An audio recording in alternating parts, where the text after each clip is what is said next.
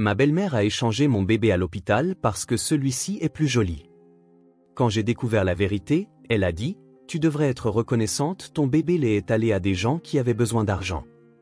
Puis mon beau-fils de 8 ans a dit, grand-mère, dois-je dire à maman combien de bébés tu as vendus? La nurserie est devenue silencieuse. Avant de commencer l'histoire, n'oubliez pas de laisser un like et de vous abonner à la chaîne pour voir plus d'histoires comme celle-ci. Le jour où mon beau-fils de 8 ans a détruit la vie de ma belle-mère avec une seule question. J'étais debout dans son salon parfait, tenant dans mes bras un bébé qui n'était pas le mien. Je ne le savais tout simplement pas encore. Mamie, dit Colton, sa voix fendant le chaos comme un couteau dans du beurre. Est-ce que je dois dire à maman combien de bébés tu as vendus, ou est-ce que je dois lui montrer les photos que j'ai prises de cette pièce au sous-sol de l'hôpital? Le silence qui suivit fut si complet que je pouvais entendre les battements de mon propre cœur. Ma belle-mère, Vivien, qui 5 secondes plus tôt expliquait calmement comment elle avait échangé ma fille nouveau-née à l'hôpital parce que l'autre était plus jolie, devint complètement blême. Sa tasse de thé s'entrechoqua contre la soucoupe alors que ses mains se mettaient à trembler. Je m'appelle Delaney, et jusqu'à il y a 1 heure, je pensais que la pire chose que ma belle-mère ait jamais faite était de critiquer ma cuisine à Thanksgiving. J'ai 29 ans, je suis marié à Preston depuis 2 ans, et je viens de passer le dernier mois à élever le bébé d'une inconnue pendant que ma propre fille biologique vivait avec de parfaits étrangers qui avaient payé 40 000 $ pour l'avoir. Laissez-moi revenir en arrière, car vous devez comprendre qui sont ces gens pour saisir à quel point ce moment était insensé. Vivien Sterling n'était pas n'importe quelle grand-mère. C'était une infirmière en soins intensifs néonatales à la retraite, respectée, avec 30 ans d'expérience, des relations dans tous les hôpitaux de l'État, et la réputation d'être la femme qui pouvait calmer n'importe quel bébé en pleurs. Elle faisait du bénévolat dans les garderies de l'église, organisait des collectes de charité pour les nouvelles mères dans le besoin, et avait été élue héroïne de la santé de l'année 3 fois par notre journal local. Preston, mon mari, a 32 ans et possède une entreprise de construction. C'est le genre d'homme qui apporte encore des fleurs à sa mère tous les dimanches et qui croyait qu'elle était incapable de mal faire. Quand nous avons commencé à sortir ensemble, il m'a prévenu que sa mère pouvait être pointilleuse sur certaines choses, mais il l'a dit avec une telle affection que j'ai pensé qu'il voulait dire qu'elle était simplement tatillonne sur la disposition des couverts ou quelque chose d'aussi anodin. Colton est entré dans ma vie en même temps que Preston. Sa première femme était morte dans un accident de voiture quand Colton avait 3 ans. Pendant des années, il n'y avait eu que Preston, Colton et Mamie Vivien contre le reste du monde. Le garçon était calme, observateur, et avait de profonds yeux marrons qui semblaient tout absorber sans rien dire. Je l'ai aimé immédiatement, et il a commencé à m'appeler maman environ 6 mois après que Preston et moi nous sommes mariés. Et puis il y avait le bébé Aria. Ou du moins, le bébé que je croyais être Aria. Pendant le mois qui venait de s'écouler, j'avais nourri, changé et bercé pour l'endormir une magnifique petite fille aux traits délicats, à la peau de porcelaine et aux fins cheveux blonds. Elle était parfaite comme une image, le genre de bébé que les gens s'arrêtent pour admirer dans les supermarchés. Mais elle n'était pas la mienne.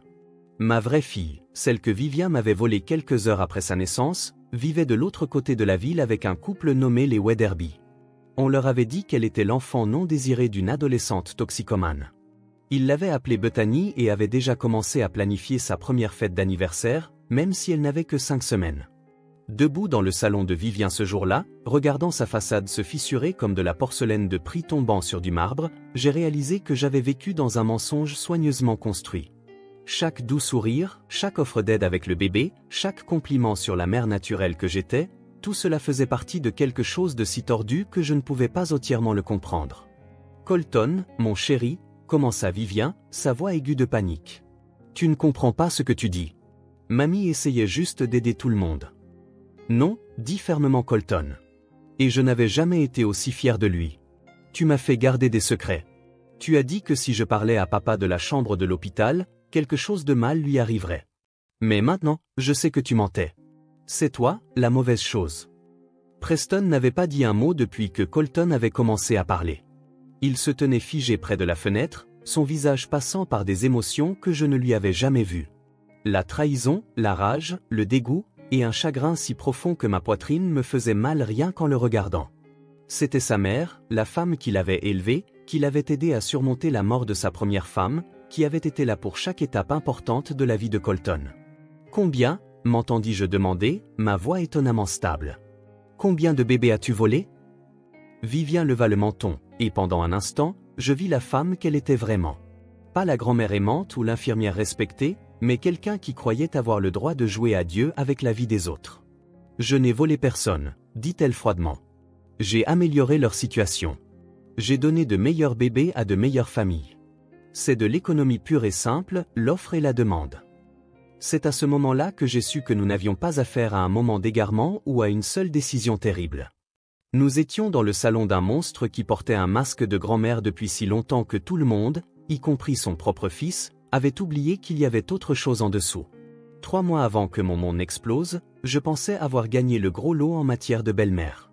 Vivian Sterling ne m'a pas seulement accepté dans la famille. Elle m'a accueilli avec un enthousiasme habituellement réservé aux parents perdus de vue depuis longtemps et revenant de la guerre. Quand Preston m'a demandé en mariage, elle a été la première personne qui l'a appelé, et je pouvais l'entendre crier de joie au téléphone depuis l'autre bout du restaurant. Enfin, avait-elle dit à notre dîner de fiançailles, en levant son verre de vin, quelqu'un qui peut mettre mon fils au pas et me donner de magnifiques petits-enfants. Tout le monde a ri. J'ai rougi. Preston m'a serré la main sous la table, et je me souviens avoir pensé à la chance que j'avais de me marier dans une famille aussi chaleureuse. L'annonce de la grossesse est arrivée 6 mois après notre mariage. Nous l'avons dit à Vivian en premier, avant même mes propres parents, qui vivaient à l'autre bout du pays. Elle a immédiatement pris les choses en main, créant des feuilles de calcul de prénoms de bébé, prenant des rendez-vous avec les meilleurs obstétriciens et transformant l'ancienne chambre de Preston en une chambre d'enfant digne d'un magazine. Elle a peint les murs d'un lavande doux, a suspendu des papillons de cristal au plafond et a acheté un fauteuil à bascule qui coûtait plus que notre mensualité de prêt immobilier. Rien que le meilleur pour ma petite fille, disait-elle, convaincue que ce serait une fille bien avant qu'une échographie ne le confirme. Elle avait raison, bien sûr. Vivian avait toujours raison au sujet des bébés. C'était son don, disait-elle, hérité de décennies de travail en néonatologie. Pendant ma grossesse, Vivian est devenue ma compagne de tous les instants. Elle me conduisait à mes rendez-vous quand Preston travaillait, cuisinait des repas élaborés pleins de vitamines prénatales et de légumes biologiques, et me régalait d'histoires de ses jours d'infirmière. Elle connaissait chaque médecin, chaque infirmière, chaque technicien de l'hôpital Saint-Maries. Marcher dans ces couloirs avec elle, c'était comme être escorté par la royauté. J'ai mis au monde mon premier bébé quand j'avais 22 ans, m'a-t-elle raconté un après-midi, en pliant de minuscules grenouillères avec une précision militaire. La mère était une toute jeune fille, morte de peur. Le bébé est sorti bleu, il ne respirait pas. Tout le monde a paniqué, mais je savais exactement quoi faire. J'ai sauvé la vie de ce bébé. La mère l'a appelé comme moi. Vivian Rose Thompson, probablement mariée avec des enfants maintenant. Elle avait des centaines d'histoires comme celle-ci. Des bébés sauvés, des mères réconfortées, des familles réunies. Elle se dépeignait comme un ange gardien en blouse d'hôpital. Et j'ai cru chaque mot. Pourquoi ne l'aurais-je pas fait? Les murs de l'hôpital étaient couverts de photos de Vivian tenant des nouveau-nés, de cartes de remerciements de parents reconnaissants et de félicitations des administrateurs de l'hôpital. Le travail a commencé à 2 heures du matin, un mardi. Preston a appelé sa mère avant même que nous partions pour l'hôpital. Elle nous y a rejoints, déjà en blouse qu'elle gardait pour les grandes occasions, discutant avec le personnel de nuit comme si elle n'était jamais partie. Le docteur Harris, mon obstétricien, semblait soulagé de la voir. Vivian a assisté à plus d'accouchements que la plupart des médecins, m'a-t-il dit entre 2 contractions. Vous êtes entre d'excellentes mains. Elle m'a tenu la main pendant la phase de transition, m'a coaché pendant la poussée, et a été la première personne, à part le personnel médical, à tenir Aria quand elle est venue au monde à 18h47. Je me souviens de l'heure exacte parce que Vivian l'a annoncé comme un crieur public, des larmes coulant sur son visage. Elle est parfaite, a-t-elle murmuré, berçant ma fille avec une aisance experte. Absolument parfaite. Aria était belle de cette manière brute des nouveau-nés. Elle avait une chevelure foncée et épaisse collée à son crâne, la fossette distinctive de Preston au menton, et quand elle a finalement ouvert les yeux, ils étaient du même noisette que ceux de mon père. Mais ce dont je me souviens le plus, c'est la tache de naissance sur sa joue gauche, un croissant de lune violacé que l'infirmière m'a assuré s'estomperait avec le temps. Des marques de caractère, les appelait Vivian, même si j'ai remarqué qu'elle la regardait en fronçant les sourcils quand elle pensait que je ne la voyais pas. Certains bébés sont simplement marqués pour la grandeur. L'épuisement m'a frappé comme un train de marchandises après l'accouchement. Vivian a suggéré que les infirmières emmènent Aria à la pouponnière pour la nettoyer et faire les tests pendant que je me reposais. Tu as besoin de tes forces, ma chérie. Elle sera de retour avant que tu ne t'en rendes compte. Je me suis assoupi en regardant Vivien suivre les infirmières, sa main possessive sur le berceau. Quand je me suis réveillé 1 heure plus tard, Preston tenait un bébé contre sa poitrine, les larmes aux yeux. « Elle est incroyable », a-t-il murmuré. « Regarde comme elle est paisible. » Quelque chose semblait différent, mais je ne pouvais pas le définir à travers le brouillard de l'épuisement et des analgésiques. Ce bébé semblait plus petit, plus calme. Ses cheveux paraissaient plus clairs, bien que l'infirmière ait dit que c'était normal après le lavage. La tache de naissance semblait plus pâle, mais Vivien m'a assuré que c'était juste le meilleur éclairage de la salle de réveil. Tous les bébés ont l'air différents une fois qu'ils sont bien nettoyés, a-t-elle dit avec l'autorité de quelqu'un qui avait vu des milliers de nouveau-nés. Le gonflement diminue, les traits se mettent en place. Fais-moi confiance, ma chérie. Maman sait ce qu'il y a de mieux. J'aurais dû poser des questions. J'aurais dû insister pour vérifier le bracelet de cheville, comparer les empreintes de pas, quelque chose. Mais j'avais 29 ans, je tenais ce que je pensais être mon premier enfant, entouré de gens en qui j'avais confiance, dans un endroit où la parole de Vivien était parole d'évangile. Comment étais-je censé savoir que la femme qui me souriait avec bienveillance venait de me voler ma fille? La première fissure dans ma bulle postpartum parfaite est apparue lors d'un contrôle de poids de routine quand Aria avait 3 semaines. L'infirmière pédiatrique a froncé les sourcils en regardant son dossier, l'a vérifié à nouveau, puis a appelé le docteur Hendricks. Ils ont chuchoté dans un coin pendant que j'étais assise là, tenant ce magnifique bébé qui me semblait soudain être une étrangère dans mes bras. Juste une divergence dans les dossiers de groupe sanguin, a finalement dit le docteur Hendricks, son sourire n'atteignant pas tout à fait ses yeux. L'hôpital a dû se tromper dans le typage initial. Nous le referons au rendez-vous d'1 mois. Vivien était avec moi ce jour-là, comme toujours. Elle a balayé ça d'un rire. Les hôpitaux font tout le temps ce genre d'erreurs administratives. Quand Preston est né, ils l'ont enregistré comme une fille pendant 3 jours. Des absurdités bureaucratiques. Mais cette nuit-là, je ne pouvais pas m'arrêter de fixer le bébé qui dormait dans son berceau. Ses traits étaient délicats, raffinés, rien à voir avec le nez fort que j'avais vu en salle d'accouchement ou la mâchoire distinctive de Preston. Quand j'en ai parlé à Preston, il m'a frotté le dos et a suggéré que je parle à quelqu'un de l'anxiété postpartum. Maman dit que c'est tout à fait normal, m'a-t-il assuré. Elle a vu des centaines de nouvelles mères passer par là. Tu crées un lien parfait avec Aria. Ne laisse pas ton esprit te jouer des tours. Les tours, cependant, continuaient de s'accumuler. Vivien avait donné tous les vêtements de nouveau-né que nous avions achetés avant la naissance, affirmant qu'ils étaient déjà trop petits. Elle a supprimé les photos de la salle d'accouchement de mon téléphone lors de ce qu'elle a appelé une réinitialisation d'usine accidentelle, en m'aidant à configurer une application de surveillance pour bébé. Quand ma sœur est venue nous rendre visite et a remarqué qu'Aria ne ressemblait à aucun de nous deux, Vivien a rapidement expliqué que les bébés ressemblent souvent à des parents éloignés avant que leurs traits ne se fixent sur ceux de leurs parents. Le bébé de ma cousine ressemblait à un Coréen pendant 6 mois, a-t-elle dit en riant. Nous sommes Irlandais et Allemands. La génétique est amusante. Le rendez-vous d'1 mois est arrivé comme une convocation au tribunal que je redoutais. Le docteur Hendricks a fait le test sanguin lui-même cette fois. Quand il nous a rappelés dans son bureau au lieu de la salle d'examen habituelle, mon estomac s'est noué. Preston était au travail, mais Vivien avait insisté pour venir pour un soutien moral. Le groupe sanguin ne correspond à aucun des 2 parents, a dit prudemment le docteur Hendricks. C'est très inhabituel. Je recommande que nous fassions un test ADN pour exclure toute erreur de laboratoire. La réaction de Vivien fut immédiate et énergique. C'est absolument ridicule. Les tests ADN sont chers et inutiles. Les erreurs de typage sanguin arrivent constamment. Allez-vous vraiment faire subir ce stress à de nouveaux parents pour une erreur de laboratoire? Mais ces protestations n'ont fait que renforcer ma certitude. Nous faisons le test, ai-je dit, ma voix plus forte que je ne le pensais. Les 5 jours suivants, en attendant les résultats, furent une torture. Vivien venait tous les jours, chaque fois avec une nouvelle explication. Peut-être que Preston n'était pas le père biologique. Peut-être que j'avais eu une mutation génétique rare. Peut-être que le bébé avait le syndrome de la chimère. Elle lançait des termes médicaux comme des confettis, essayant d'enterrer mes soupçons sous une avalanche de possibilités. Pendant ce temps, j'ai commencé à enquêter de mon côté. J'ai appelé l'hôpital pour obtenir des copies des registres de naissance. Ils étaient mystérieusement incomplets. Le journal de la pouponnière de cette nuit-là montrait un vide pendant l'heure exacte où Aria aurait dû être nettoyée et testée. L'infirmière qui avait aidé à l'accouchement avait démissionné subitement la semaine après la naissance d'Aria, ne laissant aucune adresse. Puis Vivien a fait une erreur. Elle a mentionné que son ami de l'église, dit Wetherby, venait d'adopter une petite fille. Quelle bénédiction pour eux après des années d'essai. Le bébé a même l'air de faire partie de la famille. Cheveux foncés et tout. Dieu n'est-il pas merveilleux? Cheveux foncés. Mon Aria était né avec des cheveux foncés. Les résultats ADN sont arrivés un jeudi après-midi. J'étais seul à la maison quand j'ai ouvert l'email. 0% de probabilité de lien biologique.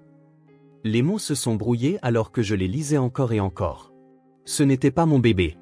L'enfant que j'allaitais, que je berçais, que j'aimais depuis 5 semaines n'était pas le mien. Preston est rentré à la maison pour me trouver assise sur le sol de la cuisine, tenant les résultats imprimés. Il les a lus 3 fois avant de parler. Il doit y avoir une erreur.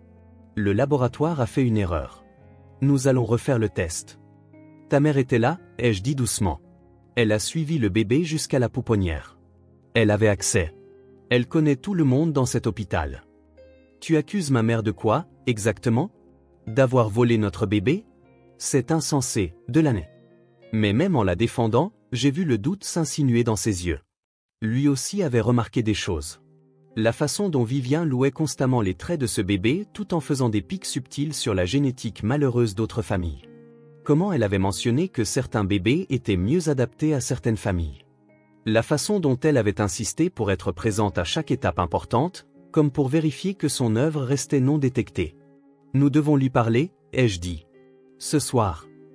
Preston a hoché lentement la tête, son visage vieillissant de 10 ans en cet instant. Que Dieu nous aide, Delaney. Et si tu avais raison? Nous avons conduit jusqu'à la maison de Vivien en silence. Tous les deux nous préparant à une conversation qui allait soit détruire mon mariage, soit détruire la relation de Preston avec sa mère. Je tenais les résultats ADN sur mes genoux comme une preuve dans un procès pour meurtre, ce qui, d'une certaine manière, était le cas, la preuve du meurtre de la vie que nous pensions mener. Vivien a ouvert sa porte, vêtu d'un tablier couvert de farine, l'image même de l'innocence domestique. Quelle belle surprise! Je viens de sortir des biscuits du four. Colton est là, il fait ses devoirs. Nous nous sommes assis dans son salon comme nous l'avions fait 100 fois auparavant, mais tout semblait différent maintenant. Les photos de famille sur la cheminée semblaient se moquer de nous. Il y en avait une de Vivien tenant Aria à l'hôpital, et j'ai remarqué pour la première fois que son sourire ressemblait plus à une victoire qu'à de la joie. Preston s'est éclairci la gorge 2 fois avant de parler. Maman, les résultats du test ADN sont revenus. Le bébé n'est pas le nôtre. Vivien n'a pas bronché. Elle a posé sa tasse de thé avec des mains stables et m'a regardé droit dans les yeux. Eh bien sûr, elle n'est pas la tienne biologiquement, mais elle est la tienne de toutes les manières qui comptent maintenant, n'est-ce pas? L'aveu désinvolte m'a coupé le souffle.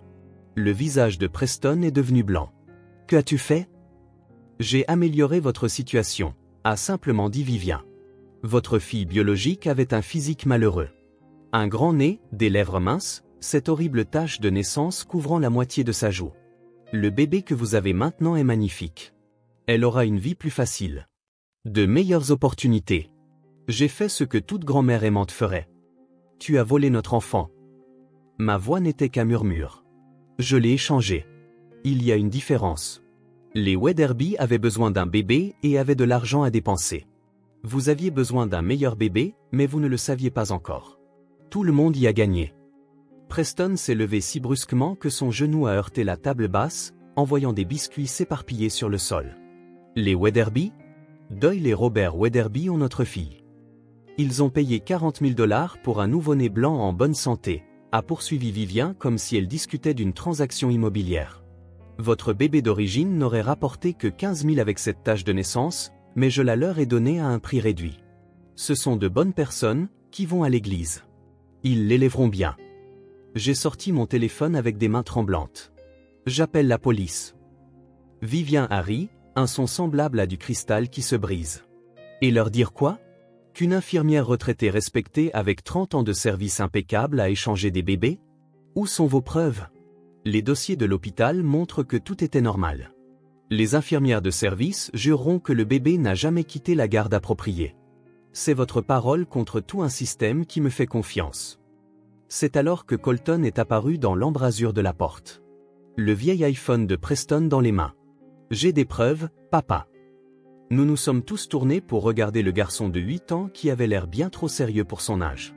Il s'est approché de Preston et lui a tendu le téléphone. J'enregistre mamie depuis 2 mois. Depuis que je l'ai entendu au téléphone parler d'un inventaire qui n'avait aucun sens. Le calme de Vivien s'est finalement fissuré. Colton, mon chéri, tu ne comprends pas ce que tu as entendu. J'ai assez compris, a dit fermement Colton. Tu as dit à quelqu'un que le dernier lot était prêt et que la blonde rapporterait le meilleur prix. Tu ne parlais pas de biscuits. Preston a fait défiler les enregistrements sur le téléphone, son visage s'assombrissant à chaque vidéo. Il y a des dizaines d'enregistrements ici. Des appels téléphoniques, des conversations, même des vidéos de toi à l'hôpital dans des zones auxquelles tu ne devrais plus avoir accès. Tu l'as fait m'espionner ? La voix de Vivien est montée jusqu'à un cri. Mon propre petit-fils ? Je l'ai fait moi-même, a dit Colton, se rapprochant de moi comme pour chercher protection. Tu m'as fait peur, mamie. Tu as dit que si je parlais à quelqu'un de la chambre spéciale à l'hôpital, quelque chose de mal arriverait à papa. Mais Madame Rodriguez à l'école nous a appris que quand les adultes font garder des secrets effrayants aux enfants, on doit le dire à quelqu'un de confiance. J'ai composé le 911 pendant que Vivien fulminait sur les familles ingrates et sur le fait qu'elles n'avaient fait qu'essayer d'aider. L'opérateur a entendu assez de ces cris en arrière-plan pour envoyer des unités immédiatement. Pendant que nous attendions, j'ai exigé plus d'informations. À combien de bébés as-tu fait ça ? Vivien semblait réaliser qu'elle était déjà prise. Le masque est tombé complètement, révélant quelque chose de froid et de calculateur en dessous. 12 échanges réussis en 5 ans. Tous soigneusement sélectionnés, toutes des situations améliorées. Où les gardes-tu ? La voix de Preston était d'un calme mortel. Colton a mentionné une chambre spéciale. L'ancien local de stockage de néonatologie dans le sous-sol et de l'hôpital. Il a été désaffecté il y a des années, mais j'ai gardé les clés. Parfois, le timing ne fonctionne pas parfaitement. Les familles ont besoin de quelques jours pour rassembler l'argent ou voyager depuis un autre état. Les bébés attendent là-bas. Il y a des bébés qui attendent là-bas maintenant ? J'ai eu la nausée. Juste 2. Les jumeaux Martinez. Leur acheteur arrive demain de Floride. Preston a passé un autre appel, cette fois au FBI. L'enlèvement à travers les frontières des États rendait l'affaire fédérale. En quelques minutes, nous avons entendu des sirènes approcher de plusieurs directions. Vivien est restée assise, parfaitement immobile, sirotant son thé comme si la police n'était pas sur le point de détruire sa vie. « Tu me remercieras un jour », m'a-t-elle dit. « Quand ta fille grandira belle et réussie au lieu d'être harcelée et rejetée. » Elle était parfaite, ai-je dit, les larmes coulant enfin. Elle était absolument parfaite exactement comme elle était. Aucun bébé n'est parfait, a répondu froidement Vivien. Mais certains valent plus que d'autres. J'ai simplement reconnu la valeur marchande là où d'autres voyaient du sentimentalisme. La police a fait irruption par la porte juste au moment où Colton posait la question qui me hanterait pour toujours. Mamie, qu'est-il arrivé au bébé que personne ne voulait acheter ? Le silence de Vivien fut la réponse la plus assourdissante que j'ai jamais entendue. Les policiers ont rempli le salon de Vivien, mais tout s'est arrêté lorsque l'inspectrice Angela Morrison est arrivée avec une équipe du FBI. Elle a jeté un coup d'œil à la scène. Un garçon de 8 ans tenant des preuves, une grand-mère sirotant encore son thé comme si de rien n'était, et a immédiatement pris le contrôle. « Madame Sterling, je vais vous demander de poser cette tasse de thé et de vous lever lentement », a dit l'inspectrice Morrison. Vivien a obtempéré avec un soupir exagéré. Tout ceci est un terrible malentendu. J'ai facilité des adoptions privées. Tout était consensuel. Mamie, intervint soudain Colton, de l'endroit où il se tenait à côté de moi, sa petite voix tranchant le silence de la pièce. Est-ce que je dois leur parler de la chambre spéciale au sous-sol de l'hôpital où tu gardes les bébés ? Ou est-ce que je dois leur parler du carnet rouge où tu écris les prix ? La température dans la pièce a semblé chuter de 10 degrés. Le visage de Vivien est passé de l'agacement à une peur authentique. Colton ne sait pas de quoi il parle. C'est un petit garçon confus. Je ne suis pas confus, a dit Colton, sortant un petit carnet rouge de son sac à dos. Tu as fait tomber ça dans ta voiture la semaine dernière. J'allais te le rendre, mais j'ai lu ce qu'il y avait à l'intérieur. L'inspectrice Morrison a pris le carnet avec des mains gantées, a feuilleté quelques pages, et son expression s'est assombrie. Nous avons besoin d'unités à l'hôpital Saint-Marie-S immédiatement. Sous-sol, ancien local de stockage de néonatologie. Elle a regardé Colton avec un mélange d'admiration et d'inquiétude. Tu es un jeune homme très courageux. Peux-tu me dire exactement ce que tu as vu dans cette chambre? Des berceaux vides, a dit Colton à voix basse. Beaucoup. Mais 2 d'entre eux avaient des bébés dedans mardi dernier, quand mamie m'y a emmené. Elle a dit qu'elle allait chercher quelque chose au stockage, mais elle vérifiait les bébés. Elle avait du lait maternisé et des couches cachées derrière du vieux matériel. En 20 minutes, l'appel est arrivé sur la radio de l'inspectrice Morrison. Ils avaient trouvé la pièce exactement où Colton l'avait décrite. 2 jumeaux, âgés d'environ 3 semaines, ont été découverts dans des berceaux improvisés. Ils étaient en bonne santé, mais montraient des signes de soins minimaux. Les dossiers de l'hôpital indiquaient que les 2 bébés étaient censés être mort-nés. Leur mère adolescente était actuellement en soins psychiatriques, croyant avoir perdu ses 2 enfants. L'enquête a explosé à partir de là. Le carnet de Vivien contenait des registres détaillés de chaque transaction, nom, date, prix, le plus horrible, des notations pour la valeur marchande de chaque bébé en fonction de son apparence, de sa race et de sa santé. Elle avait noté quels médecins étaient de service, quelles infirmières pouvaient être évitées et combien de temps chaque bébé pouvait être gardé avant que des questions ne se posent. 12 bébés, a lu l'inspectrice Morrison dans le carnet, mais il y a 15 entrées ici. C'est à ce moment-là que Vivien a finalement craqué. 3 n'ont pas survécu à la période d'attente. Parfois, les familles mettaient trop de temps à arriver ou les bébés étaient trop fragiles. Ce n'était pas ma faute. Je ne suis pas équipé pour des soins à long terme dans ce sous-sol. La pièce a éclaté. Preston s'est jeté sur sa mère avant que 2 officiers ne le maîtrisent. Je me suis effondré sur une chaise, le poids de ce qu'elle venait d'admettre m'écrasant. 3 bébés étaient morts dans sa pouponnière de fortune pendant qu'elle attendait des acheteurs qui ne sont jamais venus. Où sont-ils? A exigé l'inspectrice Morrison. Où sont les 3 qui n'ont pas survécu? Incinérés, a dit sèchement Vivien. J'ai des relations au funérarium. Ils ont été enregistrés comme déchets médicaux de l'hôpital. Personne ne pose de questions sur les déchets médicaux. L'agent du FBI en charge a passé un autre appel. En quelques heures, ils avaient retrouvé les 12 bébés vivants du registre de Vivien. Les Wetherby étaient chez eux, célébrant le 5e anniversaire de leur fille, lorsque la police est arrivée. 6 autres familles dans 4 États ont reçu des visites similaires. On leur avait raconté des histoires différentes de mères adolescentes, de toxicomanes ou de femmes qui n'avaient pas les moyens d'élever leur bébé. Tous avaient payé entre 20 000 et 50 000 $ pour ce qu'ils croyaient être des adoptions privées légales. À 3 heures du matin, après des heures d'interrogatoire et de vérification, une assistante sociale est arrivée au poste de police où Preston et moi attendions. Elle portait un siège auto avec un bébé endormi à l'intérieur. Mon bébé, ma vraie fille. Elle avait mon nez, exactement comme je m'en souvenais de ses premiers instants après la naissance. La fossette distinctive de Preston au menton était proéminente même dans son sommeil. Et là, sur sa joue gauche, se trouvait la tache de naissance, le croissant de lune que Vivien avait qualifié de malheureux. C'était magnifique. Elle était magnifique. Elle s'appelle Ariel, ai-je dit à l'assistante sociale qui l'appelait Bethany. Son vrai nom est Ariel. Les Wetherby avaient accepté le transfert immédiat après avoir appris la vérité. Ils étaient aussi des victimes. Le cœur brisé par la perte d'un bébé qu'ils aimaient déjà. Leurs économies épuisées par ce qu'ils pensaient être une adoption légale. Mais ils ont fait ce qu'il fallait sans hésitation. L'autre bébé, celui que j'avais élevé pendant 5 semaines, appartenait à une jeune femme de 19 ans nommée Theodora. On lui avait dit que son bébé était mort lors d'une césarienne d'urgence. Quand elle est arrivée au poste et a vu sa fille pour la première fois, elle est tombée à genoux, en sanglots. Ils m'ont dit qu'elle était partie. Ils m'ont dit que j'avais imaginé l'entendre pleurer. Nous nous sommes assis ensemble dans ce poste de police, 2 mères tenant nos enfants biologiques tout en pleurant les bébés que nous avions perdus l'une à l'autre. La symphonie tordue que Vivien avait orchestrée avait changé nos vies pour toujours. Mais au moins, nous avions retrouvé le chemin de la vérité. L'inspectrice Morrison s'est présentée devant nous avec une mise à jour. Nous avons arrêté 4 employés de l'hôpital jusqu'à présent. Cela va plus loin que votre belle-mère, Monsieur Sterling. Elle avait un réseau. Preston, qui était resté silencieux pendant des heures, a finalement parlé. Bien. Attrapez-les tous.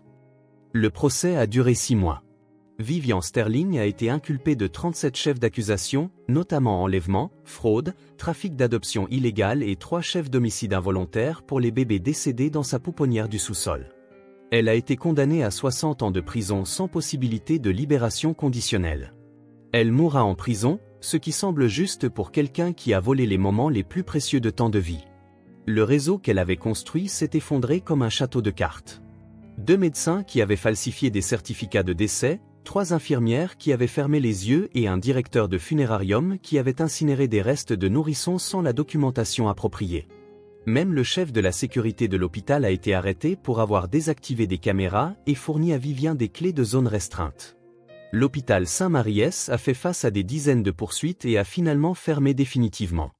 Preston et moi avons failli ne pas nous en sortir. Pendant des mois, il ne pouvait pas regarder Aria sans voir le crime de sa mère. Il s'en voulait de ne pas avoir vu qui elle était vraiment, de m'avoir entraîné dans sa toile, d'avoir exposé Colton à une telle noirceur.